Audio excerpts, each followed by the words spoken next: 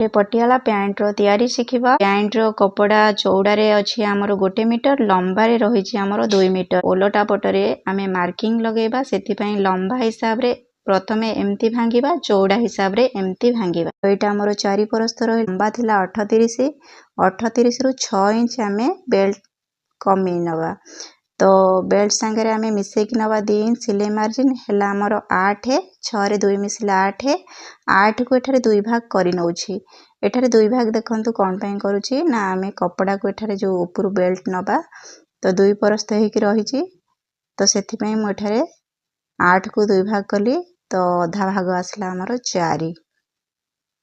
लंबा आमे जानले चौड़ा जानिबा। तो एठारे हिप आमर थिला 36 रे 3 इंच ढिला देकी आमर मिसिकी रहिला 39, पूरा गोलेई 39 रे एठारे मु 2 भाग कर नउची। भाग आमर आसिला 19 अधा। एबे एठो आमे अधा इंच सिलाई मार्जिन काढी नबा। लंबा मार्किंग आमे 6 इंच काढी नबा।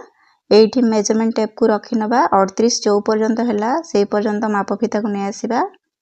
कैनवास पट्टी लगेबा गोडरो, तो सेति पई एठारे तार चौड़ा मार्किंग कर नबा। एतिकी चौड़ा रहिछि मोर, एठारे आपण मानकर कम बेसी हे पारे। मोडिबा पई आगु को 0.75 मार्किंग करनेली। ए मोहरी थिला गोडरो 12 रो अधा 6 नबा।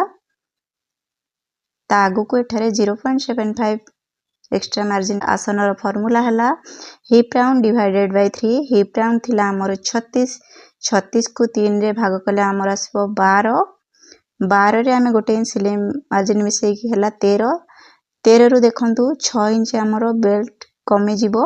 ता तळु को बाकी रहला केते 7, तो 7 एठी मार्किंग करिबा। खोला साइड पटु गोडर मोहरी पॉइंट आसन थिला ताकू एमती जोड़ी नबा तेरछारे। जो हिसाब रे देखंतु मार्किंग करिछि खड़ी दाग बाहर एबे से हिसाब रे आमे कटिंग कर नबा। एठारे मु कटिंग करनेली।